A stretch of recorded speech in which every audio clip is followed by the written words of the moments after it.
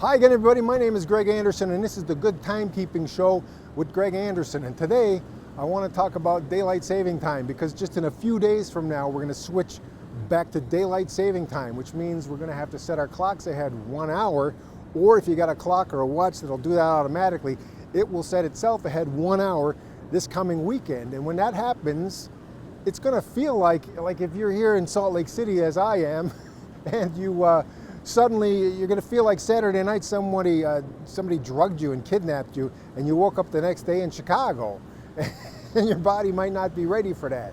So I thought, would it be possible to instead of doing the 1 hour switch all in one night, could you kind of ease yourself into it?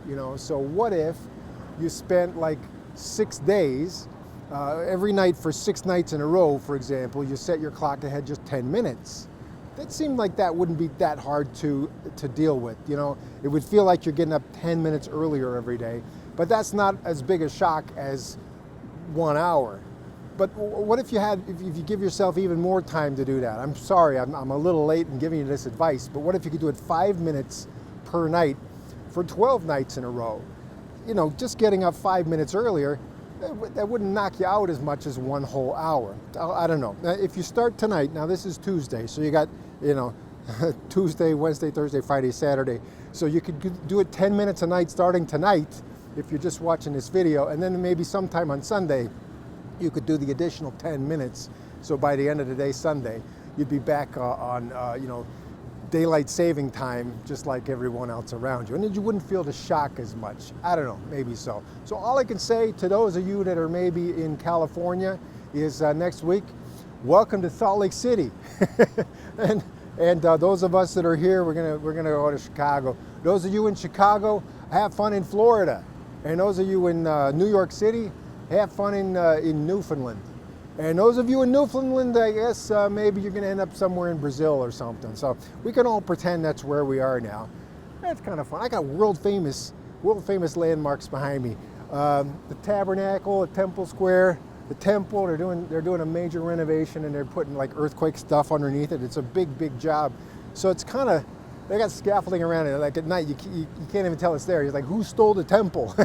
And then up there is the state capitol building. So, here I am on location. I should take advantage of my location opportunities sometime.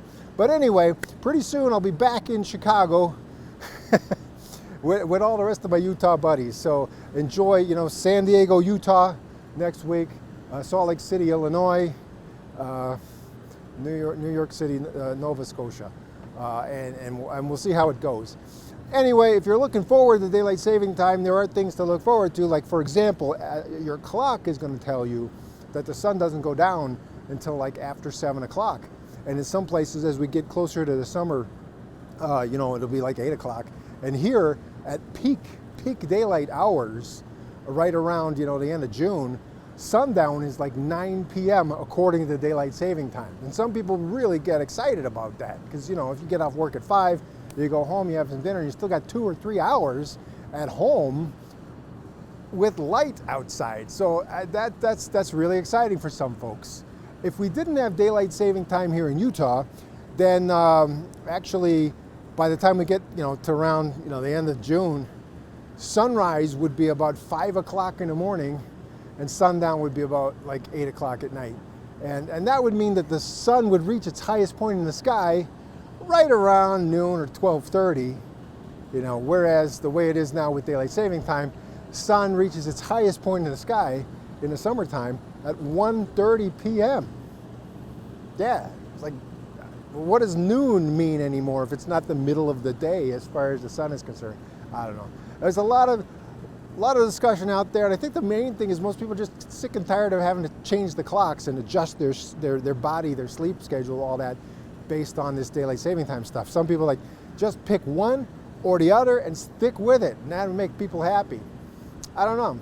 I don't know if that'd make me happy or not. But anyway, there was some talk about a year ago about changing it so it would be daylight saving time across North America forever. And I guess that went somewhere in the Senate of the United States government, but that's as far as it got. So what we know so far for the time being is we will continue to spring forward and fall back for the foreseeable future that has not been changed. The schedule has not been changed. Have fun this coming weekend. It's almost like a holiday to me to go back to daylight saving time. And I will see you again soon right here on the Good Timekeeping Show.